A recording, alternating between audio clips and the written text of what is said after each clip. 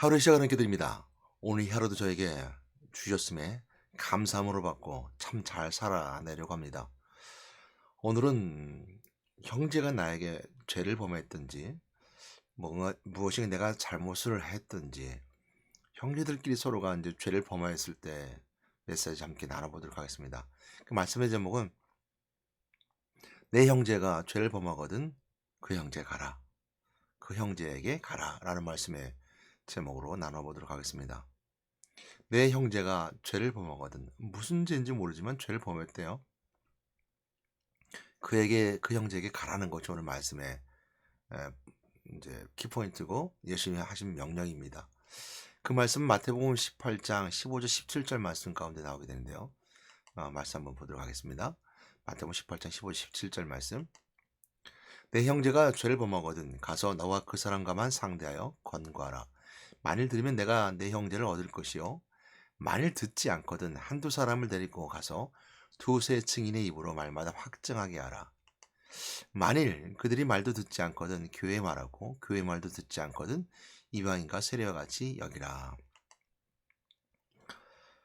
오늘 이제 그 내 형제가라고 서두에 기록하는 걸 통해 알 수 있는 것은 이 형제 자매 공동체임을 알게 됩니다. 이게 마태복음 15장, 18장에서 말씀하는 것처럼 이 오늘 형제의 공동체는 신앙 공동체겠죠. 또 교회 공동체고요. 한 형제 자매처럼 지내는 형제들이 있는데 죄를 범했습니다. 그런데 죄는 무슨 죄를 범했을까라고 궁금하잖아요. 하나님께 대한 범죄는 아닐 것 같아요. 음, 그 형제들끼리 관계 속에서 죄를 지은 것 같습니다. 뭐 오늘날도 교회에서도 그런 걸 종종 보게 되죠. 뭐 가장 조금 빈번하게 등장하는 것 중에 하나는 이제 형제자매가 나누는 이제 연애관에서 교회 안에서의 서로 사랑하는 관계에 대한 어떤 이런 죄가 있을 수 있고요. 또 이제 형제끼리니까 형제자매끼리니까 서로 이제 상관관계 돈 문제일 수도 있고요. 또 서로 이제 성격적인 부분 다툼이 있을 수 있습니다. 회의를 할 때든지 아니면 이제 서로 대화를 할 때라든지 서로 다른 성격이기 때문에 다 이런 죄를 범할 수도 있습니다. 하나님이 원하지 않는 것들이 있을 수 있겠죠. 또 좀 더 깊이 말하면 뭐 이제 이런 예가 될지 모르겠지만 도둑질이라든지 또 다른 예가 될 수 있을지 모르겠지만 폭행이나 폭언을 한다든지 세상에 있을 수 있는 어떤 도덕적인 범죄적인 형제관계 관계성에 있는 일인 것 같아요. 만약에 이제 목회자를 알았다면 신방을 가든지 얘기를 하겠죠. 책망하겠죠. 그래서 첫 번째 말하기를 이제 내 형제가 죄를 범하거든 가라는 거예요. 내가 그 형제에 가라는 거죠. 목회자뿐만 아니라 성도도 마찬가지겠죠.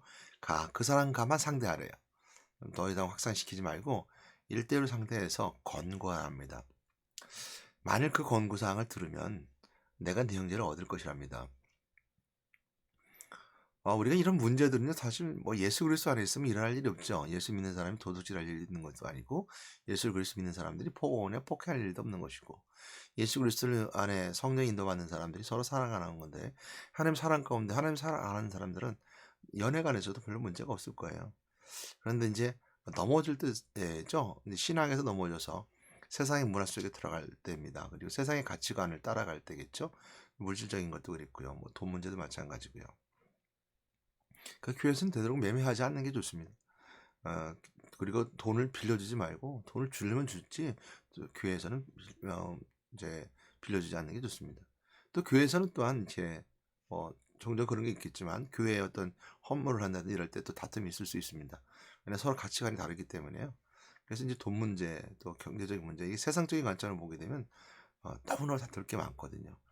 그러니까 교회는 되도록이면 이제 뭐 세상에 이제 뭐 계약을 한다 그랬을 때는 대도금을 따라가는 게 좋습니다. 교회에서 하는 일들이 있기 때문에 세상에 연결된 거는 교회가 속는 거 아니면 잘 봐서 속는 거 아니면 어, 뭐 어느 정도 서로가의 관계 속에서 이문이 남고 서로가 어느 정도 이문이 남아야 되잖아요. 상대방들도.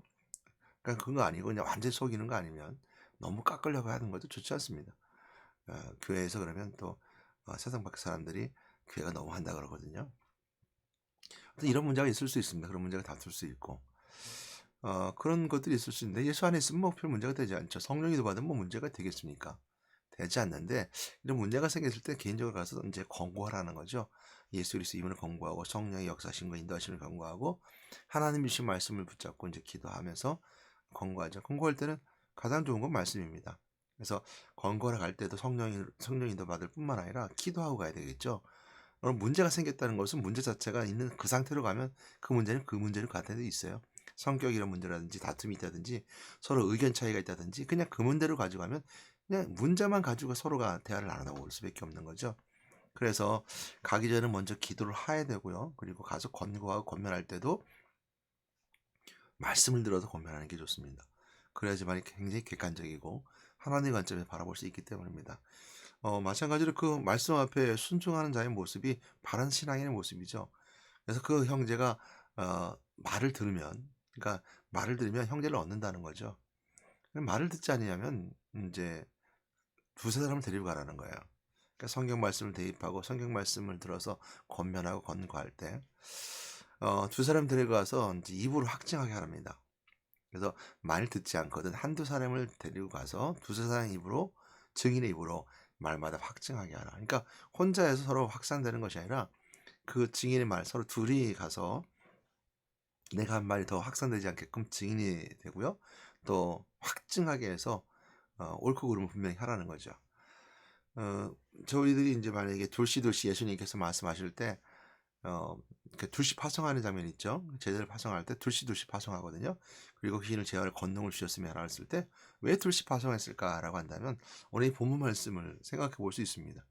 세상에 죄가 있는 사람들에게 둘씩 파송함을 통해서 둘이 같이 협조하는 것도 있겠지만 중요한 것은 뭐냐면 두세 사람의 말로 먼저 확증하라.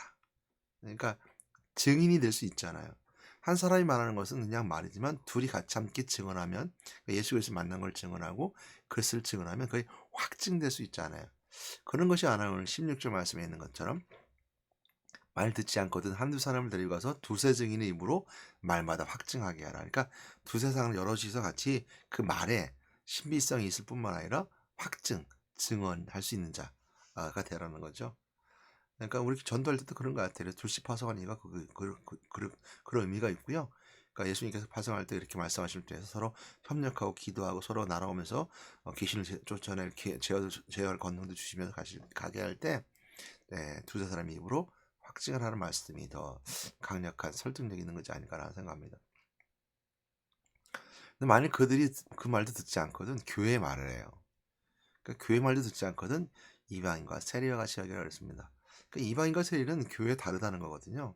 그러니까 이방인 그냥 세리처럼 그 하나님과 반대된 사람들, 하나님 판 사람들처럼 그때 당시 이방인과 세리는 저런 교회 밖에 있는 사람들 말했거든요.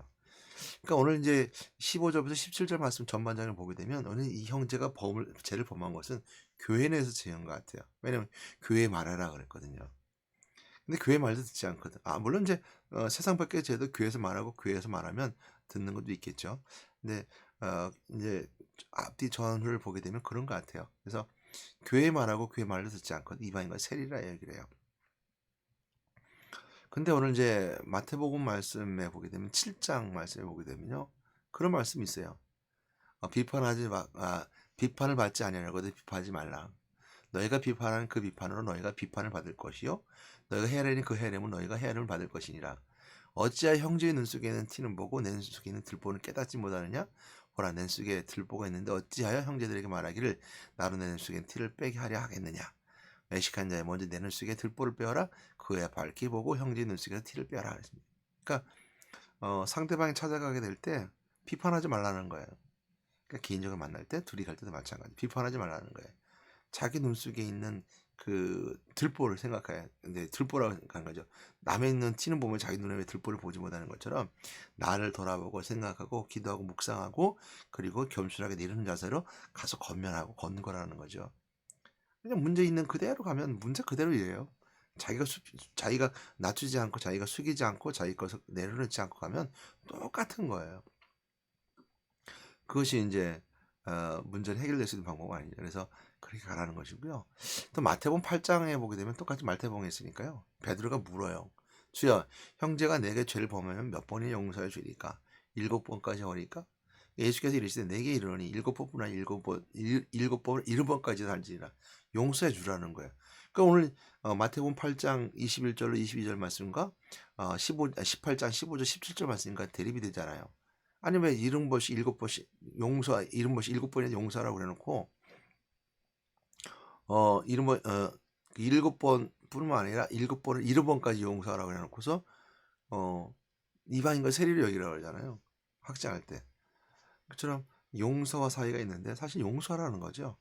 끝까지 용서하는. 그래서 용서는 이방인과 세리라 여기처럼 여기라는 것은 용서의 여지가 있는 거예요.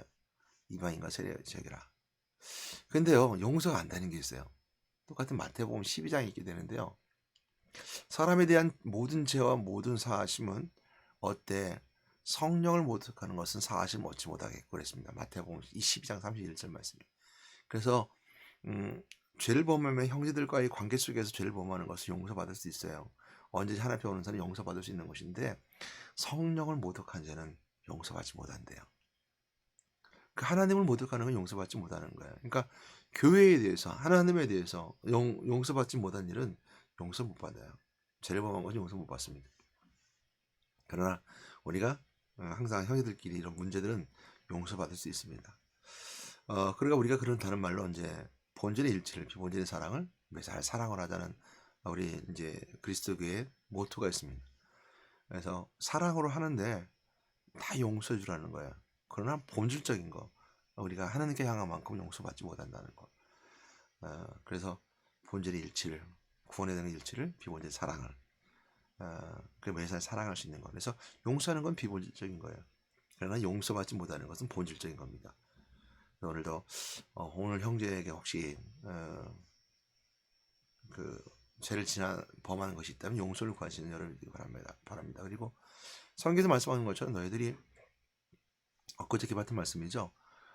너희들이 예물을 드리려 할 때 형제의 원망 들을 만한 일을 생각나거든 가서 형제가 화목하고 와서 그 외에 예물을 드리라고 그랬어요. 이 말씀처럼 우리는 이런 원망 들을 만한 그 화목하고 오는 것이 하나님 원하시는 일들이에요. 용서하고 용서받고 서로 사랑하고 오는 것을 하나님 원하시는 일이고 예배드려 오는 자의 삶 속에서 그것이 하나님 가장 기뻐하는 걸 기억하시고 오늘도 서로 형제끼리 화목하고 사랑 나누는 여러분 되시기를 주님의 부탁드리고 권면하며 오늘 기도합니다. 하나님 감사합니다. 저도 오늘 말씀 속에서 용서의 메시지를 받습니다. 우리가 이름 없이 7번을 용서할 수 있는데 성령을 모독한 건 용서받지 못한다 했었습니다.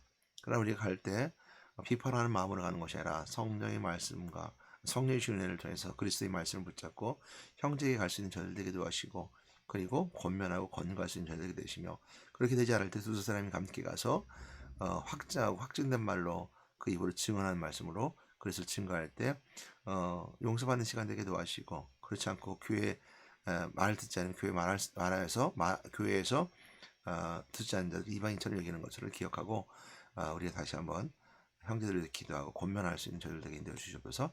예수 이름으로 기도드렸습니다. 아멘.